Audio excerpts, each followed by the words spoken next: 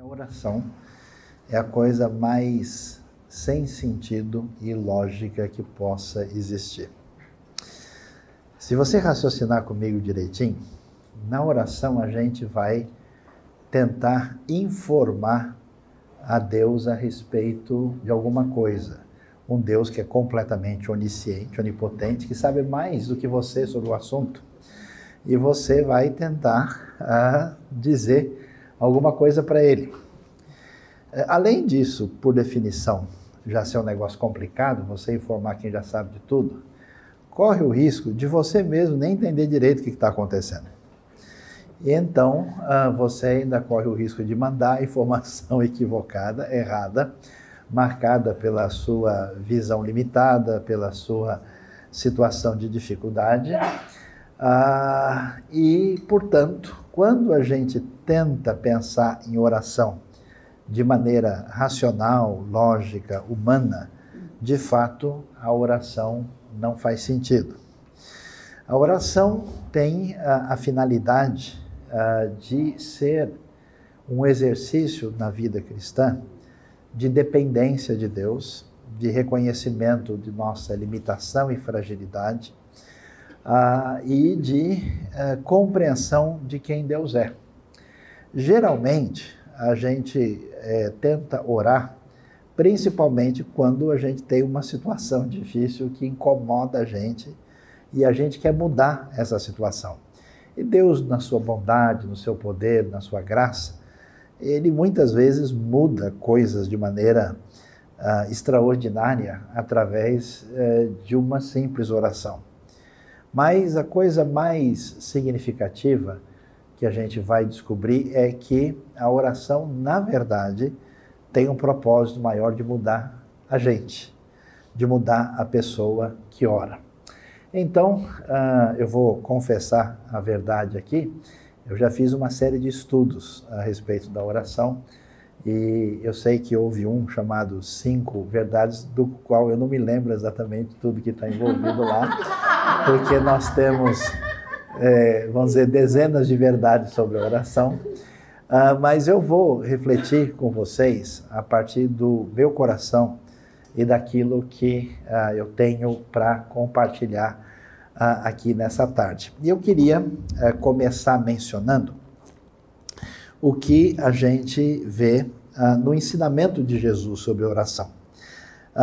Quando nós lemos em Mateus capítulo 6, Jesus começa a dizer o seguinte, no versículo 5, e quando vocês orarem, não sejam como os hipócritas, eles gostam de ficar orando em pé nas sinagogas e nas esquinas a fim de ser vistos pelos outros. Nos asseguram que eles já receberam a sua recompensa.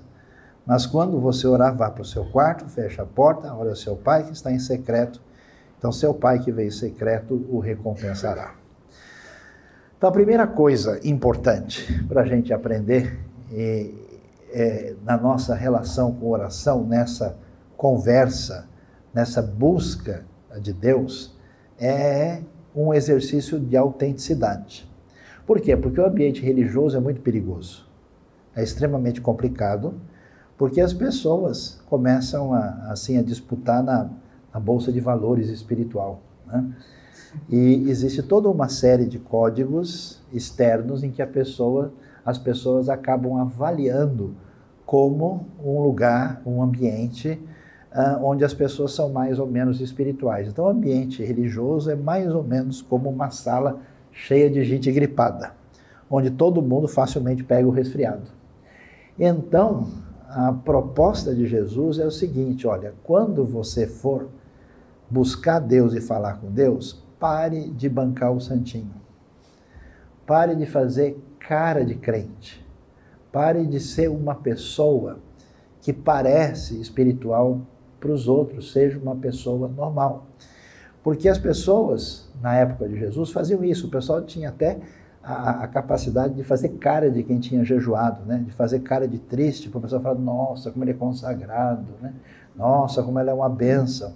Então, se tem um negócio que destrói e dinamita a vida espiritual da gente, é exatamente a gente entender que a nossa prática religiosa, de alguma maneira, pode conferir algum tipo de status diante das outras pessoas para que elas venham, de alguma forma, a botar uma azeitona a mais na nossa empadinha.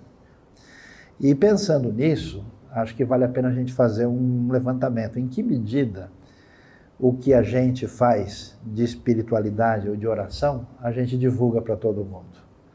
A gente coloca na vitrine. É tão fácil falar mal dos outros, né? E é tão mais fácil falar bem da gente. Então, quando a gente pensar no exercício de oração, que a oração seja uma realidade autêntica. Por isso que o grande sinal da oração verdadeira é a oração que é feita sozinho. Porque vamos falar a verdade, né? A gente está na frente dos outros na igreja, você dá aquela enfeitada no pavão assim para poder orar, para o pessoal, né, acompanhar a coisa de maneira, vamos dizer, em sintonia com a sua bela oração, né? E o que Jesus está dizendo, que a oração autêntica é a oração que a gente faria de joelho no quarto quando está doendo, quando está um negócio difícil. Porque a gente não fica escolhendo palavra, a gente não fica fingindo coisas bonitas para os outros escutar, porque a gente não ora a Deus, ora para as pessoas.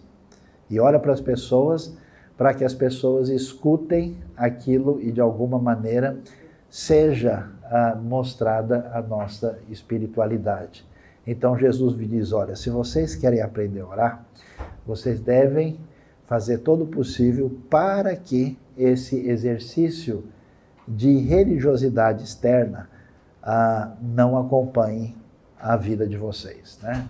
Então pense com você, né, em que medida a sua oração é reflexo do seu coração. Às vezes eu fico assustado no meio religioso, como as pessoas dizem coisas sem pensar.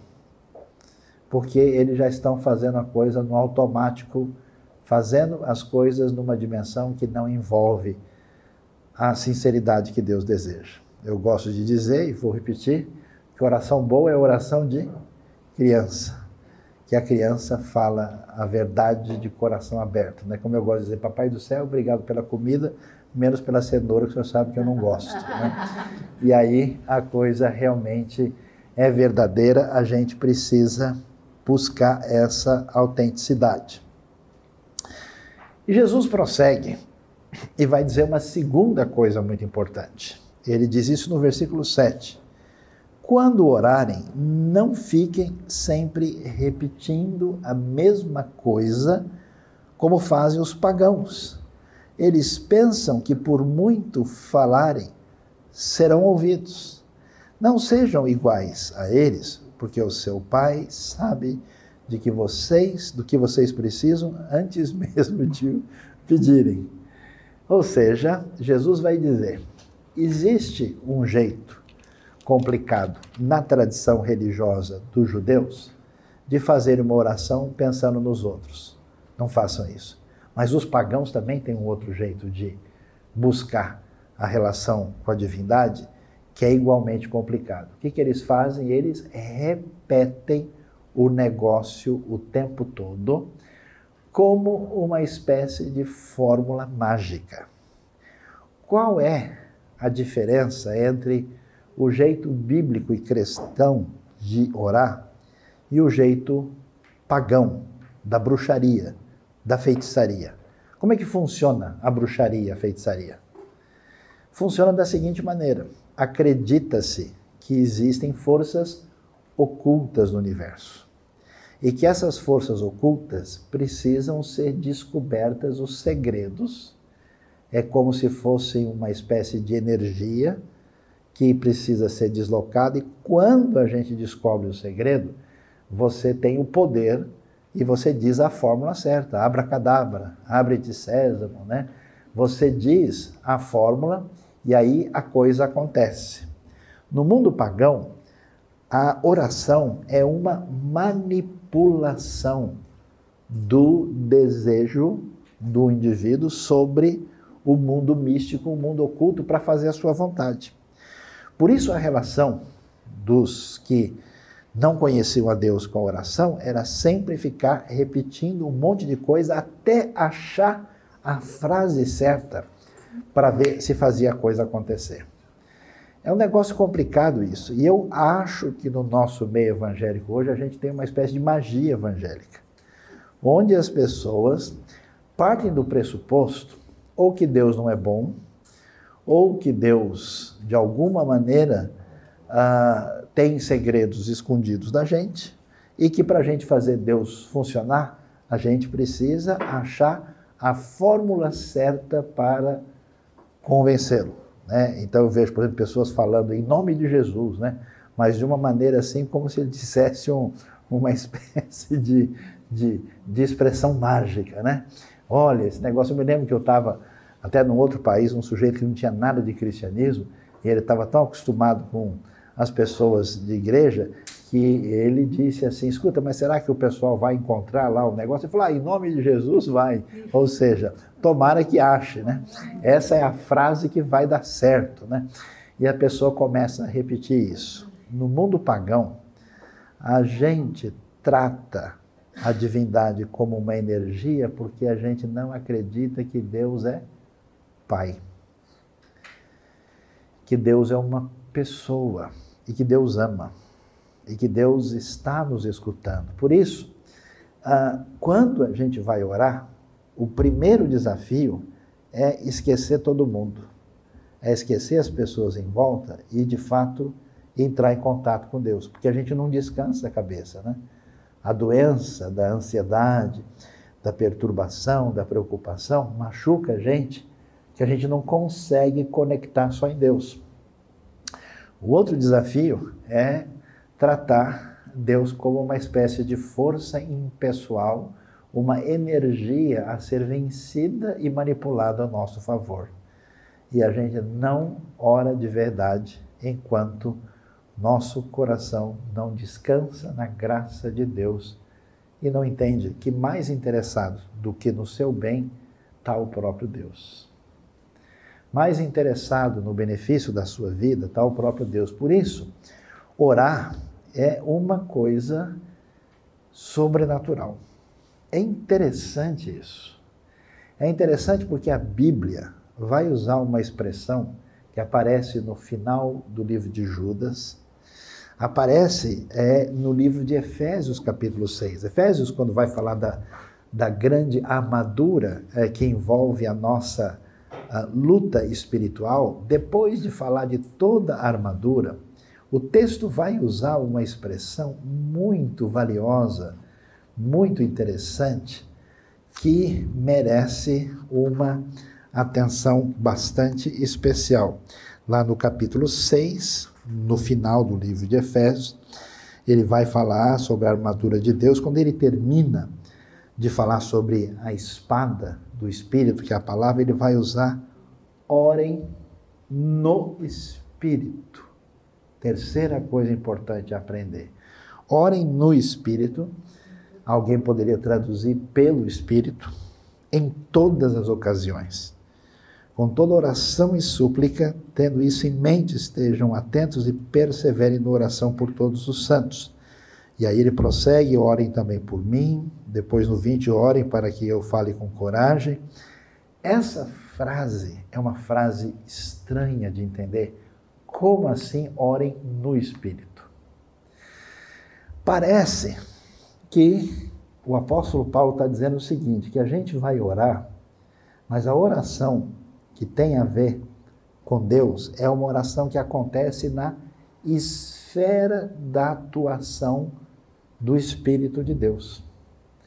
Existe, eu sei que muitos de vocês já experimentaram isso, existe a oração carnal, né? Faça mal, faça bem, em nome de Jesus, amém. Existe a oração assim que a gente vai, né, parece bolinha de pong-pong, ping-pong, vai e volta, a gente faz, porque a gente está acostumado, né? A gente já sabe como faz. Mas tem oração que é diferente. Tem oração que a gente sente a sintonia com Deus. Existe uma oração direcionada pelo Espírito. É como se a gente tivesse que surfar numa onda. Que Deus está agindo, Na verdade, ninguém vai manipular Deus e fazer Deus fazer aquilo que a gente acha que é melhor. Na verdade, o Espírito de Deus está agindo e pessoas na sua relação de dependência com Deus entram em sintonia com Deus e começam a orar em sintonia com essa vontade de Deus. É tão interessante ler e ver a vida de pessoas que foram extremamente vitoriosas em oração. Como essas pessoas tinham um impulso, uma sintonia. Quem pode ler, por exemplo, a vida de oração de George Miller, por exemplo, que é uma das referências interessantes, né, que a gente tem na história. E eu conheci pessoas individualmente em minha vida que tinham uma espécie de ministério de oração.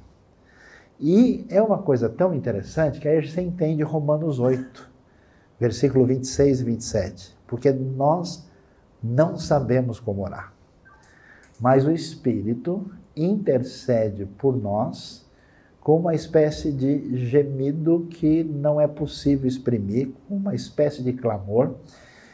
Eu já fiz muitas orações inúteis na minha vida, com palavras bonitas, e já chorei de rosto no chão, sem dizer palavra nenhuma e orando de verdade. Por quê? Porque é como se o Espírito de Deus iluminasse o nosso coração e a gente intercedesse, a gente orasse com uma espécie de força e de impacto do Espírito. Quem já teve na sua vida alguma experiência de oração que sentiu essa sintonia pelo menos uma vez, dá um sinal aí, né? Aí tá vendo só como o negócio é interessante? Essa coisa, e por isso, quando a gente buscar Deus em oração, uma das coisas que a gente deve fazer é exatamente pedir que Deus venha auxiliar, assessorar para que essa oração seja na esfera do Espírito. Oração não pode ser demonstração de espiritualidade. Oração não pode ser repetição impessoal que não leva a lugar nenhum. Oração deve ser um exercício que entra em sintonia com Deus, para que Deus, com o seu poder, com a sua graça, com a direção do Espírito, nos encaminhe aquilo que deve ser feito. Então eu conheço pessoas, por exemplo, em que Deus mostra na sua vida pessoas por quem orar. Às vezes diante de uma situação muito difícil, às vezes você tem um sonho, às vezes você tem uma impressão, você acorda no meio da noite, vem uma pessoa na sua cabeça, vem um conflito, vem uma situação difícil, vem uma questão de enfermidade, e a gente precisa abrir a nossa mente, o nosso coração para detectar chamadas e convites de Deus para que a gente se dedique à oração em certas circunstâncias específicas. E é interessante, né? A gente não faz ideia como é que isso movimenta poderosamente o mundo espiritual. A oração, surpreendentemente, vai talvez deixar a gente um pouquinho pensativo e preocupado. Por quê? Porque quando a gente lê o livro de Lucas, agora vendo a quarta coisa valiosa para se pensar nessa tarde, Lucas capítulo 18 vai dizer algo muito importante para a gente. Então Jesus contou aos seus discípulos uma parábola para mostrar-lhes que eles deviam orar sempre e nunca desanimar. Ele disse: em certa cidade havia um juiz que não temia Deus nem se importava com os homens. E havia naquela cidade uma viúva que se dirigia continuamente a ele, suplicando: faz-me justiça contra meu adversário. Aí a história permanece e Jesus vai dizer, né, logo embaixo, eu lhes digo, ele lhes fará justiça depressa, né? Será que Deus não fará justiça aos seus escolhidos que clamam a ele dia e noite? Ele fará justiça depressa, contudo, quando o Filho do Homem vier, encontrará fé na terra. Ou seja, oração solicita persistência, continuidade. Por que que isso é tão importante? Porque quando a gente se envolve com oração, geralmente é quando o bicho está pegando, né? Tem um negócio feio, complicado, a gente quer a solução para ontem. Aí a pessoa olha de joelho, tira o joelho para orar, olha de ponta cabeça, debaixo da cama, ele faz qualquer coisa para ver se de alguma maneira a coisa se resolve do ponto de vista dele, que ele imagina que deve ser assim. Mas Deus vai dizer para a gente que em muitas situações a oração vai ser uma oração de luta e demorada, porque nós não temos como manipular a Deus. Às vezes você até que tem uma sensibilidade do Espírito, você ora por uma situação e, digamos assim, com os olhos da fé no coração, você não vê o ponto final. Às vezes invade uma certeza poderosa no seu coração e você adquire uma tranquilidade do Espírito e você fala, puxa, esse negócio está resolvido. A coisa parece que assentou no coração. Outras coisas não funcionam assim.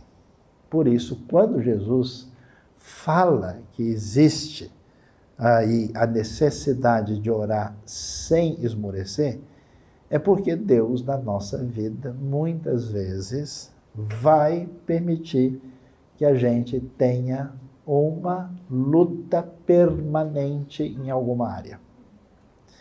E que essa circunstância, ela prossegue.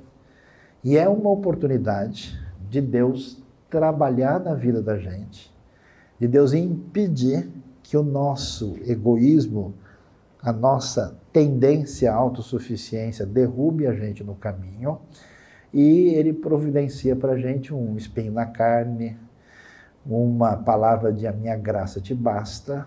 E eu tenho certeza, eu não vou nem pedir para ninguém levantar a mão aqui, porque eu já vi todas levantadas, né? Que muitos de nós temos batalhas na nossa vida que se arrastam por anos. 5 anos, 10 anos, 15 anos, e a gente nunca entendeu por que não se resolveu. Parece que na vida de uma outra pessoa é tão fácil, em outra situação foi tão tranquila, mas Deus permite que essa luta permaneça com a gente, e o que Ele quer é que a gente continue em oração, que a gente mantenha a nossa luta em oração de permanência, porque oração também é persistência. Então você tem aí talvez um parente próximo, filho, marido, mulher, amigo, que você ora por ele há 10 anos e você diz, acho que já orei bastante. Deus já se cansou, já deve estar caindo no spam de Deus, ele não está nem abrindo mais esse arquivo. Já não recebe, né? Não funciona assim. Ao mesmo tempo em que a gente não precisa e nem deve entrar na repetição irrefletida, é necessário que a gente mantenha uma persistência na oração, naqueles assuntos difíceis que só você e Deus sabem. E eu vou dizer uma coisa para vocês. A gente não faz ideia, porque Deus não deixa a gente ver. Mas eu tenho testemunhos que eu vi na minha vida muito impressionantes. Testemunho do tipo, a pessoa orou a vida toda e nunca viu nada. A pessoa morreu. E as coisas começaram a acontecer depois que a pessoa foi embora para a casa do Pai. Deus não permitiu. Há coisas que acontecem na vida da gente que envolve uma ação poderosa no mundo espiritual e que está ligado com a oração de outras pessoas. Eu vou contar uma experiência para vocês aqui que eu não devia, mas que me surpreendeu há muitos anos. Eu fui chamado para tentar ajudar uma pessoa que estava numa situação difícil. Quando eu cheguei lá, a pessoa estava possessa de um demônio, mas de uma maneira terrível mesmo, com toda a manifestação pura, assim, forte da entidade do mal que dominava aquela pessoa.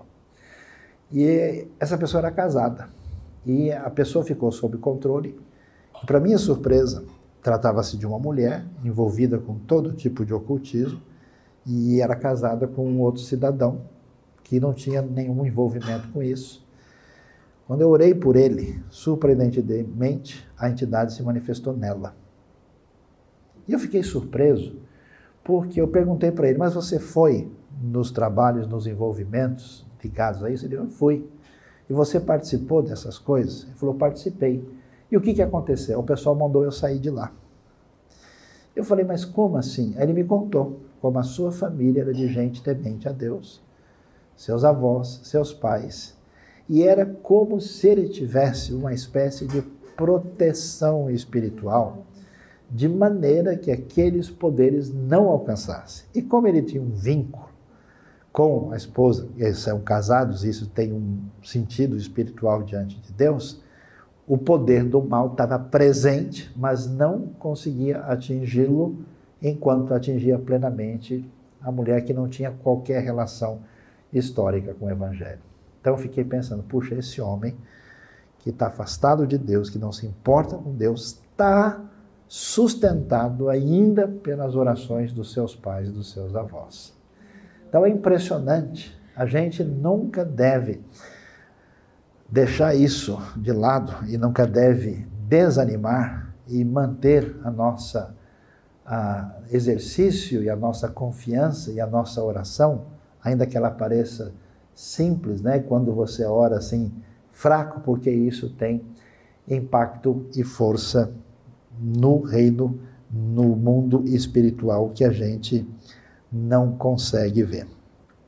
E, prosseguindo, eu queria caminhar para o nosso desfecho, pensando ainda aí na oração de Jesus do Pai Nosso, voltando para Mateus capítulo 6, Jesus vai dizer o seguinte no versículo 9, quando vocês orarem, vocês orem assim, Pai nosso que estás no céu, santificado seja o teu nome, venha o teu reino, seja feita a tua vontade, assim na terra como no céu. Dá-nos hoje o nosso pão de cada dia, perdoa as nossas dívidas como perdoamos aos nossos devedores, e não nos deixes cair em tentação, livra-nos do mal, porque teu é o reino, o poder e a glória para sempre. Amém. Jesus vai nos ensinar que a oração, na verdade, é o meio pelo qual o reino de Deus com poder toma lugar neste mundo. Isso quer dizer, isso é interessante, a gente não enxerga a coisa dessa maneira. Aliás, as pessoas desprezam a oração. Me lembro uma vez que eu estava num ambiente de igreja e a gente estava num momento de oração e alguém ligou. O senhor está fazendo alguma coisa agora? Eu falei, estou numa reunião de oração. Aí a resposta foi, bom, como você não está fazendo nada, eu vou passar aí daqui a pouquinho. Foi assim, o cara não parou para pensar, né? Então, quer dizer, tá só, né? A gente faz oração e cântico, a gente coloca assim para aguardar, encher o tempo, né? Até que a coisa que a gente acha que tem valor venha acontecer. O que a gente vai descobrir? Deus escolheu e decidiu que aquilo que é realidade no reino aconteça por meio da gente. E o mecanismo por meio do qual isso acontece, a maneira, o modo, é através da oração. E aí, o que esse texto vai dizer para a gente é que a pessoa que ora precisa estar em sintonia com o coração de Deus. A gente começa como um menino pidão, uma menina pidona, né? Deus, dá, né? Repare na próxima oração quantos meu, minha você repete, né? Acaba o gás quando termina os pronomes de primeira pessoa, né? Senhor, me ajuda, me cura, me salva, me abençoa, né? E tal. O máximo que a gente faz é troca pelo nossa, né? Deus, a minha e a nossa família, assim por diante, né?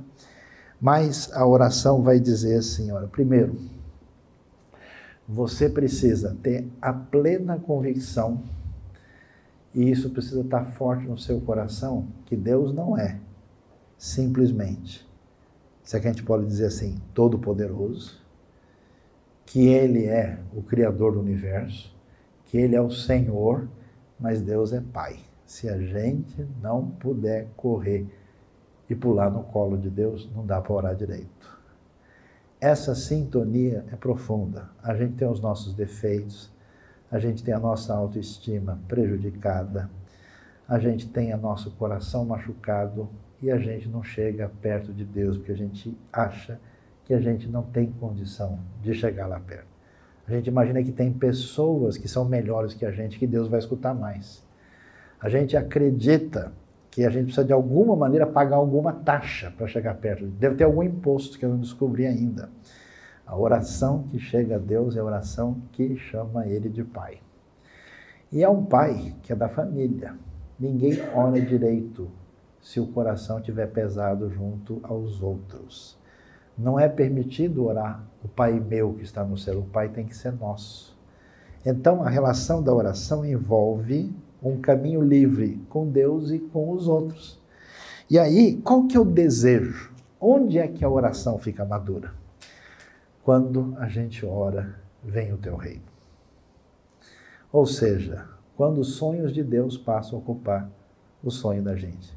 É igual a criança que não sabe das coisas e só quer chocolate, só quer doce, só quer sorvete.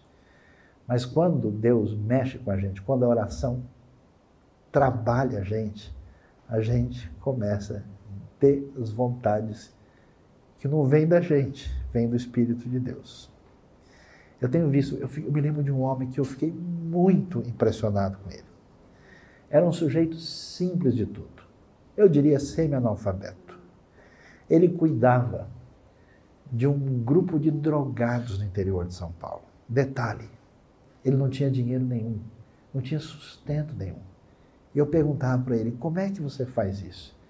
Ele dizia, foi Deus que mandou. E eu faço isso só com oração.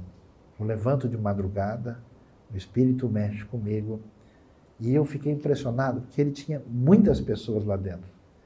E ele me dizia, a gente ficou sem comida. Aí o supermercado da cidade bateu na porta e ofereceu para a gente.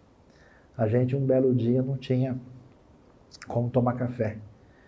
E eu fiquei surpreso, porque aquilo já existia há um bom tempo e o homem sustentava aquilo com oração. Então a pergunta para a gente é, qual é, de fato, o sonho do nosso coração que tem a ver com o reino de Deus? Ou se a nossa oração é, eu quero uma casa mais bonita, quero o meu carro mais brilhante, quero o meu filho mais simpático que os outros.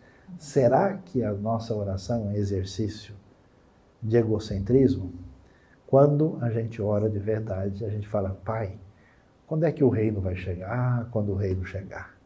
Vai ser tão diferente, vai ser tão poderoso, vai ser tão especial.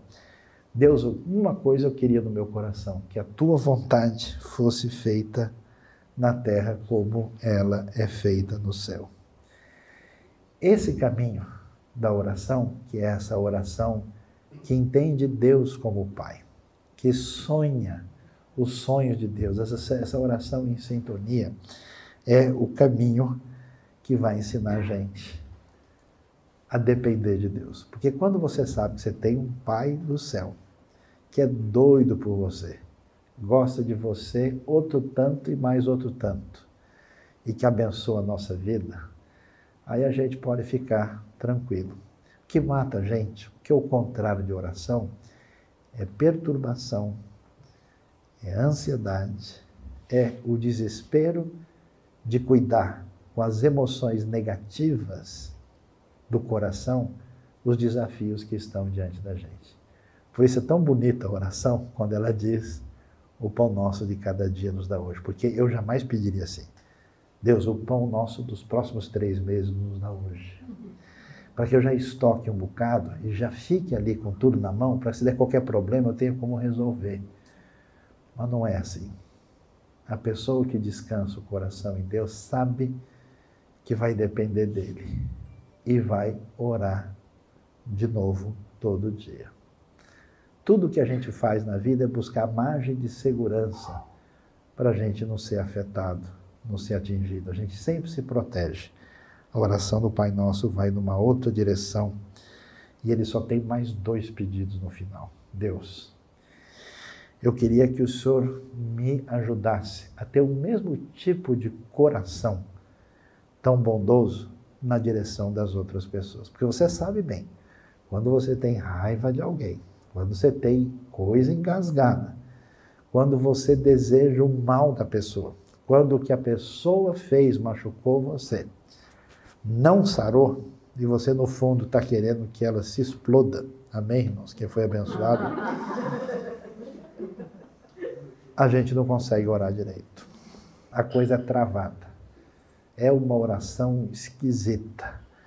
Então, o desafio é, se Deus trata a gente desse jeito, a gente deve, ele vai falar, né, que perdoa como nós temos perdoado quem nos deve.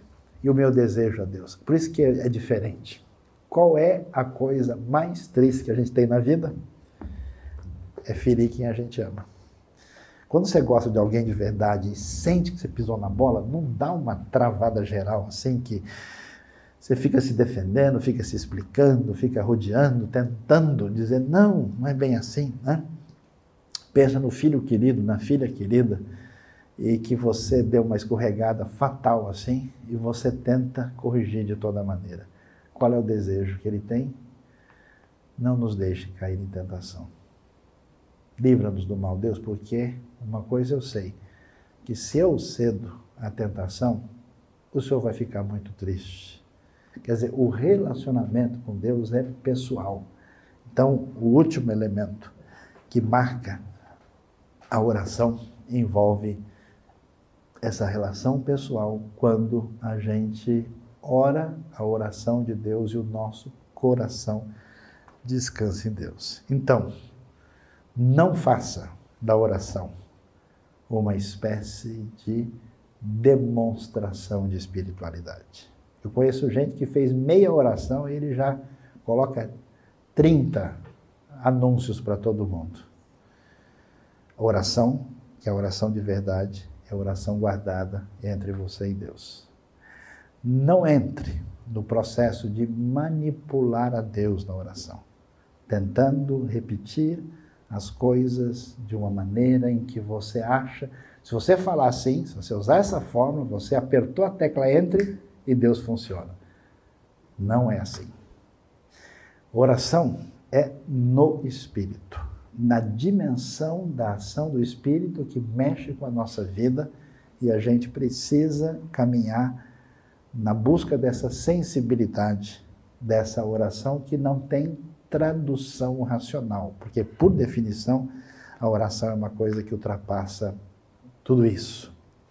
Oração não vai funcionar de imediato tantas vezes. Às vezes é uma batalha onde é necessário persistência e continuidade. E com certeza Deus tem uma batalha na sua vida que você vai lutar. E finalmente, oração é a oração que chama Deus de Pai, que mexe com a gente na direção de fazer com que a gente não ore os nossos pedidos infantis, egocêntricos e muitas vezes sem noção. Mas Deus passa a usar a nossa vida para orar e fazer diferença. Famosa história do David Wilkerson, que assistia TV toda madrugada e um belo dia o espírito o atingiu e ele começou, depois de ver a foto de um menino adolescente drogado, começou a orar por isso. E a partir desse exercício ele desenvolveu um projeto que fez diferença e atingiu a mudança de uma série de pessoas, que deu origem ao livro famoso A Cruz e o Punhal, Foge, Nick, Foge, e uma série de desdobramentos que até hoje tem inspirado pessoas a trabalharem com pessoas dependentes químicas do mundo todo. Deus quer usar a sua vida de maneira especial e quando a coisa vem de Deus, ela acontece pela oração. Que Deus abençoe a gente. Eu peço que você feche os seus olhos e fale com Deus nesse momento. Deus bondoso, Pai querido, obrigado pelo teu amor, pela tua bondade, pelo teu poder. Obrigado por cada pessoa especial que o Senhor ama e o Senhor tem aqui. Deus, o Senhor sabe do peso que a gente carrega no coração, sabe das nossas dores, a nossa ansiedade, da nossa fraqueza, dos nossos pecados, nossas frustrações. Ó Deus, Ministra ao nosso coração nessa tarde, tira o peso de nós, abre os nossos olhos espirituais para enxergar o Pai querido e extraordinário que o Senhor é. Revela ao nosso coração a tua bondade, o teu amor, o teu poder, ó Deus, a tua vitória na nossa vida. E ajuda-nos, ó Deus, a sermos vencedores segundo o teu Espírito nas nossas batalhas. E, ó Deus, e ter o privilégio de ser honroso de ser usado por Ti para as grandes coisas ligadas ao Teu reino. Abençoa os corações que falam contigo, que Te buscam e que querem uma sintonia profunda. Derrama da Tua graça, da Tua bondade, da Tua bênção, do Teu poder nessa tarde. Te louvamos, agradecidos, orando em nome do querido Senhor Jesus. Amém. Amém. Que Deus abençoe o nosso coração aqui.